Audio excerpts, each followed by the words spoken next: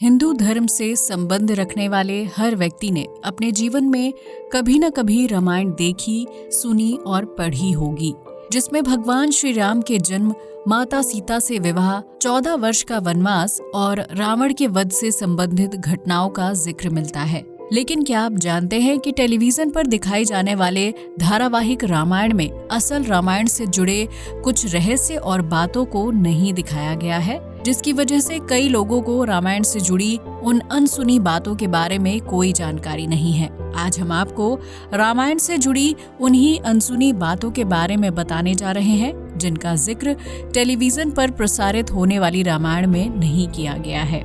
सबसे पहले हनुमान जी ने लिखी थी रामायण। हनुमान जी भगवान श्री राम के परम भक्त थे, जिन्होंने अपना पूरा जीवन प्रभु की सेवा में बिता दिया था। लेकिन शायद ही आपको पता होगा कि रामायण की कथा सबसे पहले ऋषि वाल्मीकि ने नहीं, बल्कि हनुमान जी ने लिखी थी। हनुमान जी ने रामायण की कथा एक बड़े से पत्थर पर अपने नाखूनों की मदद से लिखी थी। लेकिन जब ऋषि वाल्मीकि की नजर उस शिलालेख पर पड़ी तो उन्होंने हनुमान जी से कहा, भगवान श्री राम की कथा का वर्णन आपसे बेहतर कोई नहीं कर सकता है और आपकी रचना के सामने मेरी लिखी हुई राम कथा का कोई मोल नहीं है। ये बात सुनकर हनुमान जी हैरान रह गए और उन्होंने ऋषि वाल्मीकि से कहा, आप भी भगवान श्री राम के परम भक्त हैं। इससे कोई फर्क नहीं पड़ता है कि किसका लेखन ज्यादा बेहतर है, क्योंकि आपके द्वारा लिखी गई कथा में भी भगवान श्री राम की महिमा का वर्णन किया गया होगा। ये बात बोलने के बाद हनुमान जी ने उस शिलालेख को उठाया और पास में बह रही नदी में फेंक दिया, ताकि ऋषि वाल्मीकि की लिखी गई रामायण को असल कथा और लेख माना जा सके। इसके बाद वाल्मीकि जी की लिखी हुई रामायण को न सिर्फ लोगों ने पढ़ा, बल्कि पूरे भारतवर्ष में उसका प्रचार प्रसार भी किया था। रामायण से हुई थी गायत्री मंत्र की रचना। महर्षि वाल्मीकि जी ने रामायण ग्रंथ में लगभग 24,000 श्लोक लिखे थे, जिनके जरिए उन्होंने भगवान श्री राम के जीवन से जुड़ी कहानी आम लोगों के सामने रखी थी। लेकिन क्या आप जानते हैं कि ऋषि वाल्मीकि जी के लिखे गए 24,000 श्लोकों में से ही गायत्री मंत्र की रचना हुई है, जिसे आप और हम पढ़ते हैं। दरअसल ऋषि वाल्मीकि जी के लिखे गए हर 1,000 श्लोक के बाद पहले अक्षर को गायत्री मंत्र में जोड़ा गया है, जिसकी वजह से रामायण के 24,000 श्लोकों के खत्म होने पर गायत्री मंत्र पूरा हो जाता है। और यही वजह है कि गायत्री मंत्र में 24 अक्षर होते हैं। किसके अवतार थे भगवान राम के 3 भाई? रामायण की कथा में इस बात का वर्णन तो मिलता है कि श्री राम भगवान विष्णु के अवतार थे, जिन्होंने रावण का वध करने के लिए धरती पर मानव रूप में जन्म लिया था। लेकिन रामायण की कथा में इस बात का वर्णन नहीं मिलता है कि श्री राम के 3 भाई यानी लक्ष्मण, भरत और शत्रुघ्न किसके अवतार थे। हम आपको बता दें कि लक्ष्मण को भगवान विष्णु की शैया पर शेषनाग का अवतार माना जाता है, जबकि भरत को सुदर्शन चक्र और शत्रुघ्न को शंख का मानव अवतार माना जाता है, जिन्हें भगवान विष्णु अपने हाथों में धारण करके रखते थे। श्री राम की एक बहन थी शांता। रामायण की कथा के मुताबिक भगवान श्री राम 4 भाई थे, लेकिन आपको ये जानकर हैरानी होगी कि भगवान श्री राम की एक बहन भी थी और उनका नाम शांता था। दरअसल शांता का जन्म श्री राम और 4 भाइयों से कई साल पहले हुआ था, जिनके माता पिता राजा दशरथ और कौशल्या थे।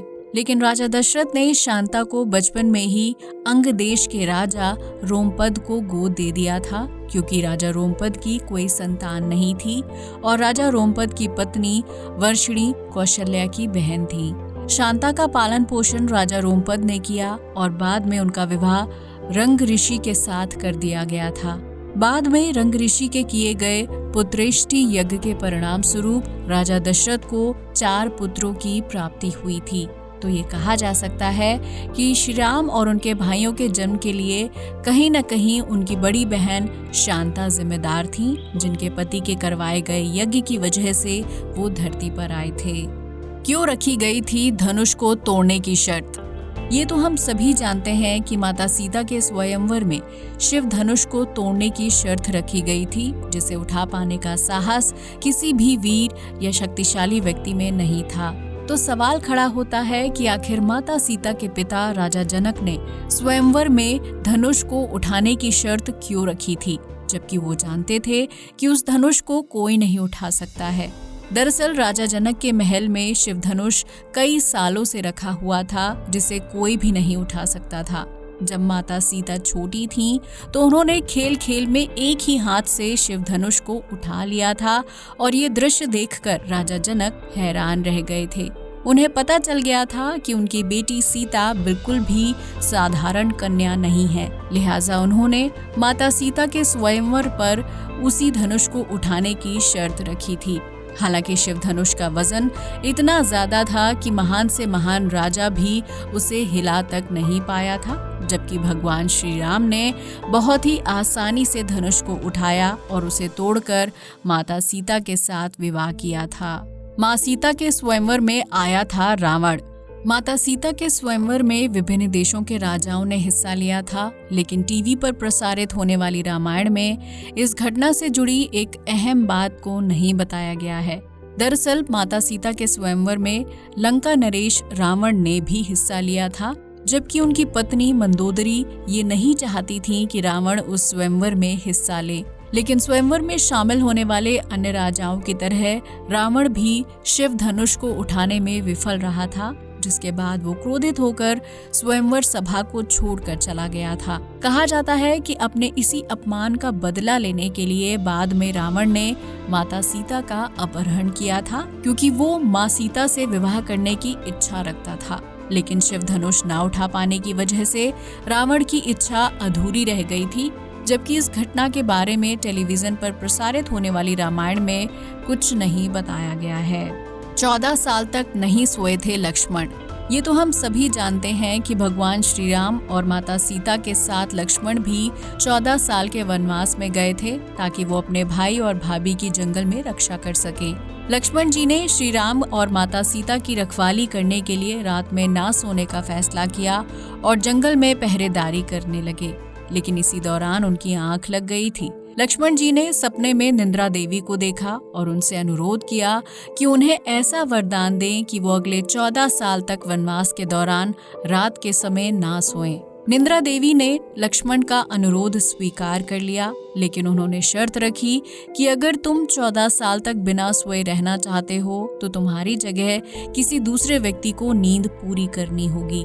ये बात सुनकर लक्ष्मण जी ने निंद्रा देवी को अपनी पत्नी उर्मिला को सपने में जाने की सलाह दी थी, जिसके बाद उर्मिला ने लक्ष्मण के हिस्से की नींद लेने का प्रस्ताव स्वीकार कर लिया था। इस तरह उर्मिला दिन के समय अपनी नींद पूरी करती थी, जबकि रात के समय लक्ष्मण के हिस्से की नींद सोती थी।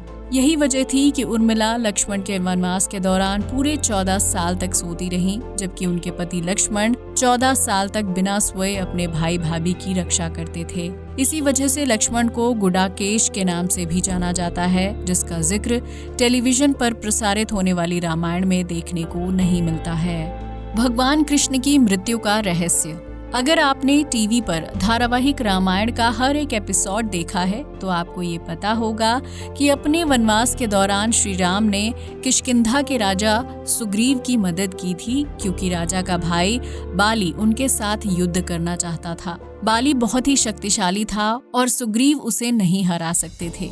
लिहाजा भगवान राम ने युद्ध के दौरान पेड़ के पीछे छिपकर बाली के ऊपर बाण से हमला कर दिया था और इसकी वजह से बाली की मृत्यु हो गई थी। लेकिन इस घटना के पीछे द्वापर युग में अवतार लेने वाले श्री कृष्ण की मृत्यु का रहस्य छिपा हुआ है, जिसका जिक्र रामायण ग्रंथ में मिलता है। दरअसल बाली की मृत्यु की खबर सुनने के बाद उसकी पत्नी तारा ने श्री राम को श्राप दिया था कि जिस तरह इस जन्म में श्री राम ने धोखे से उनके पति को मारा है, ठीक उसी तरह अगले जन्म में उनकी मृत्यु भी धोखे से बाण लगने से होगी। इसी श्राप की वजह से द्वापर युग में एक शिकारी ने गलती से श्री कृष्ण को तीर मार दिया था और उसकी वजह से श्री कृष्ण की मृत्यु हो गई थी, जिसके लिए बाली की पत्नी तारा का श्राप जिम्मेदार था। श्री राम से युद्ध लड़ना चाहता था राजा जामवंत। भगवान श्री राम ने रावण से युद्ध करने के लिए वानर सेना समेत कई राजाओं की मदद ली थी, जिसमें राजा जामवंत का नाम भी शामिल था। श्री राम और रावण के युद्ध में जामवंत वानर सेना के सेनापति थे, जिन्होंने युद्ध लड़ने और उसे जीतने में अहम योगदान दिया था। लेकिन लंका पर जीत हासिल करने के बाद जब भगवान श्री राम माँ सीता और भाई लक्ष्मण के साथ वापस अयोध्या लौटने लगे तो राजा जामवंत ने श्री राम से युद्ध लड़ने की इच्छा जाहिर की थी। दरअसल लंका पर विजय हासिल करने के बाद राजा जामवंत को लगने लगा था कि वो बहुत शक्तिशाली है, इसलिए वो अपने पराक्रम को आजमाने के लिए भगवान श्री राम से युद्ध लड़ना चाहता था। लेकिन श्री राम ने जामवंत के साथ युद्ध करने से इनकार कर दिया, क्योंकि उनका 14 वर्ष का वनवास पूरा हो चुका था और उन्हें जल्द से जल्द अयोध्या लौटना था। हालांकि श्री राम ने जामवंत को वचन दिया था कि वो द्वापर युग में एक बार फिर जन्म लेंगे और उनके साथ युद्ध करने की इच्छा को पूरा करेंगे। जिसके बाद भगवान राम ने श्री कृष्ण का अवतार लेकर द्वापर युग में राजा जामवंत से युद्ध किया था। उस युद्ध में श्री कृष्ण ने जामवंत को हरा दिया था, जिसके बाद श्री कृष्ण ने भगवान श्री राम का अवतार धारण किया और जामवंत को अपना वचन याद दिलाया था। इसके बाद श्री कृष्ण ने अपनी पुत्री जाम्बवंती का विवाह राजा जामवंत के साथ कर दिया था, जिसके बाद जाम्बवंती ने सांब नाम के पुत्र को जन्म दिया था और वही पुत्र अपने कुल के विनाश का कारण भी बना था। हनुमान जी के पुत्र का नाम था मकरध्वज। रामायण के मुताबिक हनुमान जी ब्रह्मचारी थे, जिन्होंने अपने पूरे जीवन में किसी स्त्री की तरफ आंख उठाकर भी नहीं देखा था।